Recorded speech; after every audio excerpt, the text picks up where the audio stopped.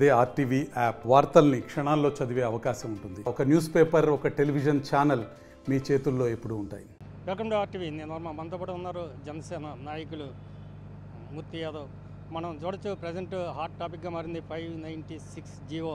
ఇది land titling act కన్నా చాలా ప్రమాదకరమైందని చెప్తా ఉన్నారు. అసలు ఈ 596 జీవో ఏంటి, దీనివల్ల ఏం జరుగుతుంది, జనాలకి ఏంటి, దీనివల్ల నష్టం అన్నది అడిగి తెలుసుకునే ప్రయత్నం చెప్పండి.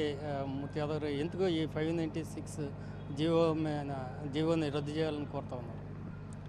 జగన్మోహన్ ప్రభుత్వంలో పంచభూతాలని దోచేస్తున్నారు. ఇంకా మనకు మిగిలిందంతా కూడా ఒకే ఒకటి, పేద అమాయక దళిత గిరిజనుల ఎవరైతే భూము లేనటువంటి నిరుపేద రైతులకి దశాబ్దాల క్రితంగా ఆనవాయితీగా వాళ్ళకి ఇచ్చినటువంటి వాళ్ళ జీవనోపాధి కోసం కేటాయించినటువంటి అసైన్ ల్యాండ్స్ ఏవైతే ఉన్నాయో అవి దోచుకోవటానికి జగన్మోహన్ రెడ్డి ప్రభుత్వం, అప్పటి చీఫ్ సెక్రటరీ, ప్రస్తుత మాజీ చీఫ్ సెక్రటరీ, సీనియర్ ఐఏఎస్ అధికారి doctor KS Jawahar Reddy section 35 of 2023 అనేటువంటి ఒక చట్టాన్ని తీసుకొచ్చి, ముందరే చట్టాన్ని తీసుకొస్తామని చెప్పి గ్రహించినటువంటి వైసీపీ పెద్దలు, వైసీపీ మంత్రుల యొక్క బినామీలు, వైసీపీ ఎమ్మెల్యేల యొక్క బినామీలు, అలాగే ఐఏఎస్ అధికారుల బినామీలు 596 జీవో ముసుగులో ముందస్తుగానే వీళ్ళు అమాయక రైతుల దగ్గర నుంచి భయపెట్టి ప్రలోభపెట్టి వాళ్ళు వందల వేల ఎకరాల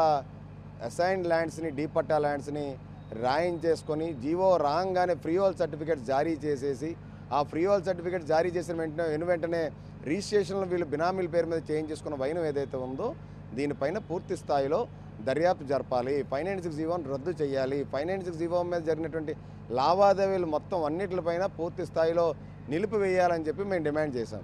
దాంట్లో భాగంగానే అమాయక పేద రైతుల్ని కాపాడచ్చు, రైతుల భూముల్ని రైతుల దగ్గర ఉండాలి, రైతులకు సాగు చేసుకోవడం కోసం, జీవనాధారం కోసం ఇచ్చినటువంటివి కాంక్రీట్ జంగల్ చేయడం కోసం, రియల్ ఎస్టేట్ వ్యాపారం చేయడం కోసం కాదని చెప్పి మా అభిమతం. కాబట్టి ఖచ్చితంగా 596 జీవోని రద్దు చేసి పేద అమాయక రైతుల భూములను కాపాడాలని చెప్పి మేము డిమాండ్ చేస్తాం. ఇప్పటి వరకు రాష్ట్ర వ్యాప్తంగా ఎన్ని వేల ఎకరాల చేతులు మారి ఉంటాయి? రాష్ట్ర వ్యాప్తంగా సాక్షాత్తు జిల్లా కలెక్టర్ మల్లికార్జున్ గారు చెప్పారు, 11 లక్షల ఎకరాలు ఫ్రీ హోల్డ్ చేశాము, కేవలం నా దగ్గర 700 ఎకరాలే చేశానని చెప్పారు. రాష్ట్ర వ్యాప్తంగా 11 లక్షల ఎకరాలు ఫ్రీ హోల్డ్ చేసేశారు. మన దగ్గర అయితే చుట్టుపక్కల విజయనగరం, విశాఖపట్నం, భోగాపురం 30 కిలోమీటర్ రేడియస్ చుట్టుపక్కల కొన్ని వందల ఎకరాల రిజిస్ట్రేషన్లు అయిపోయినాయి. ఇంకా పూర్తి స్థాయిలో రిజిస్ట్రేషన్ వివరాలు రావాలంటే అసైన్ ల్యాండ్స్ కానీ మిగతా వ్యవహారాలు కానీ ఈసీ వెబ్సైట్ ఓపెన్ అవ్వలేదు. ఈసీ వెబ్సైట్ ఓపెన్ అయితే ఇంకా పూర్తి స్థాయిలో వివరాలు వస్తాయి. రాష్ట్ర ప్రభుత్వం దృష్టి సారించారు, ముఖ్యమంత్రి గారి దృష్టికి ఈ విషయం వెళ్ళింది, పవన్ కళ్యాణ్ గారి దృష్టికి ఈ విషయం వెళ్ళింది, రెవెన్యూ శాఖ మార్చులు అని చెప్పారు. ఏదైతే రీసర్వే పేరుతో వీళ్ళు భూదోపిడీ చేశారో, ల్యాండ్ రికార్డ్స్ని మార్చేశారో, అలాగే ఈ 596 జీవో పేరుతో వీళ్ళు దోచేసినటువంటి వ్యవహారం ఏదైతే ఉందో మొత్తం వ్యవహారాలపైన దృష్టి సారిస్తాం, పునఃసమీక్షిస్తామని చెప్పారు. ఖచ్చితంగా ప్రభుత్వం పేదల ప్రభుత్వం, ప్రజాప్రభుత్వం వచ్చింది, కూటమి ప్రభుత్వం, వీటన్నిటిపైన పూర్తి స్థాయిలో దర్యాప్తు జరుగుతుందని చెప్పి మాకైతే నమ్మకం. ఈ అసైన్డ్ భూములు దాన్ని ఇలా చేయడం వల్ల రైతులకే లాభం కదా, అమ్ముకోవచ్చు, ఎవరికొకరు రిజిస్ట్రేషన్ చేసుకోవచ్చు అంటున్నారు. దీన్ని ఎందుకు అబ్జెక్షన్ చేస్తున్నాను కూడా కొన్ని ప్రశ్నలు వస్తాయి. రైతులకి భూమి అమ్ముకోవడం అన్నది మంచిదే, రైతుల అవసరాల కోసం.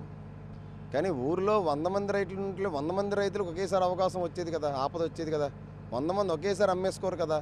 ఊర్లే మండలాలే 100 ఎకరాలు ఒకే వ్యక్తి ఎందుకు రిజిస్ట్రేషన్ చేసుకుంటాడు? వాళ్ళ బినామీ వ్యక్తులు ఎందుకు రిజిస్ట్రేషన్ చేసుకుంటున్నారు? వాళ్ళు ఎందుకు అమ్ముకోవాల్సి వస్తుంది? నిజంగా వాళ్ళు మనస్ఫూర్తిగా అమ్ముకుంటున్నారా?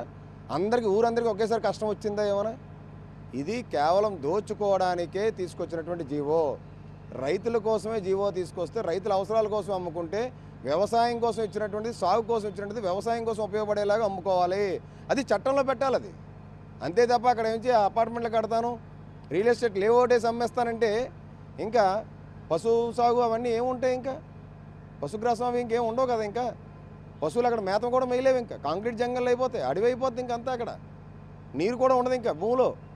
ఇవన్నీ కూడా దోచుకోవడానికి 596 జీవో తీసుకొచ్చారన్న దానికి అనేకమైన ఉదాహరణలు ఉన్నాయి.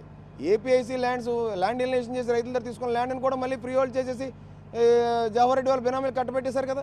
ఇవన్నీ ఆధారాలతో చెప్తున్నాం మేము. నిరాధారంగా ఏ ఒక్కటే మాట్లాడలేదు. నిజంగా రైతులు అమ్ముకున్నారా? బలవంతంగా అమ్ముకునేలా చేశారా? బలవంతంగా సంతకాలు పెట్టారా? బలవంతంగా రాయించుకున్నారో? రైతులతో కూర్చోమనండి. వైసీపీ పెద్దలు ఏ విధంగా దోచుకున్నారో, ఐఏఎస్ బినామీలు ఏ విధంగా దోచుకున్నారో, రెవెన్యూ అధికారులు వాళ్ళకి ఏ విధంగా సహకరించారో దీన్ని బట్టి మొత్తం విషయం తేడతెలం అవుతుంది. అందుకే అన్నాం పూర్తి స్థాయిలో సిబిఐ విచారణ జరిపించాలి, లేదంటే రాష్ట్ర ప్రభుత్వం సిఐడి విచారణ జరిపించాలి. అప్పుడు మొత్తం విషయాలన్నీ కూడా వాస్తవాలన్నీ బాగోంతో బయటకు వస్తుంది. ఒకటే చెప్తున్నారు మూర్తి యాదవ్, అప్పటి వైసీపీ ప్రభుత్వం తమ అనుయాయులకి మేలు చేకూర్చడానికి 596 జీవో ఇష్యూ చేశారు. తక్షణం ఈ జీవోని రద్దు చేయాలని ఆయన డిమాండ్ చేస్తూ ఉన్నారు. కెమెరా అజయ్తో వర్మ, RTV విశాఖపట్నం. మరిన్ని వీడియోస్ కోసం ఛానల్ ని సబ్స్క్రైబ్ చేయండి. లేటెస్ట్ అప్డేట్స్ కోసం వాట్సాప్ ఛానల్ ని ఫాలో చేయండి. అండ్ లింక్ డిస్క్రిప్షన్ లో ఉంది.